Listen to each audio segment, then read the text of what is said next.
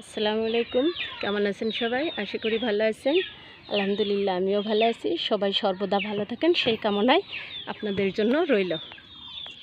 কাছে দূরে দেশ বা দেশের বাইরে যে যেখানে বসে প্রতিনিয়ত কৃষি খামার ও প্রাকৃতিক দৃশ্য চ্যানেলের ভিডিওগুলো দেখে থাকেন তাদের সবাইকে জানাই আন্তরিক শুভেচ্ছা ও অভিনন্দন।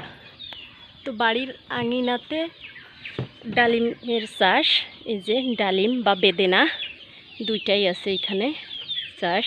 এই যে দেখতে পাচ্ছেন কত সুন্দর ফল ধরেছে।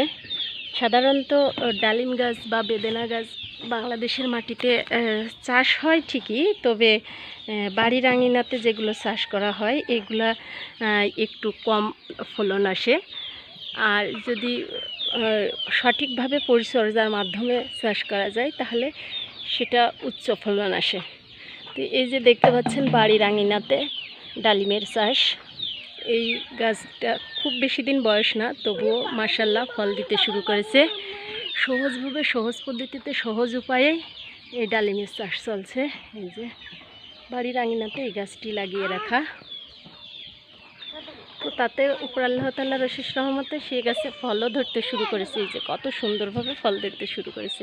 তো আপনারা যারা মেডিসিন মুক্ত বা সার মুক্ত কীটনাশক মেডিসিন বিভিন্ন ধরনের ওষুধ যে প্রয়োগ করে থাকে সেটার থেকে বিরত থাকতে চাইলে, বিরতহীন ফল খেতে চাইলে, বিষাক্তমুক্ত ফল খেতে চাইলে অবশ্যই চেষ্টা করুন বাড়ির আঙিনাতে 2-5টা ফলের গাছ লাগাতে।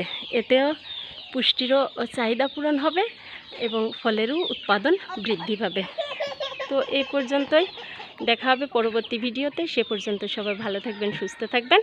আমার চ্যানেলটিতে নতুন হয়ে থাকলে আমার চ্যানেলটিকে সাবস্ক্রাইব করবেন, পাশে থাকা বেল আইকনটি বাজিয়ে দেবেন এবং নিত্য নতুন ভিডিও যাতে আপনাদের জন্য করতে পারি সেই উৎসাহ আমাকে দিবেন। তো আল্লাহ হাফেজ।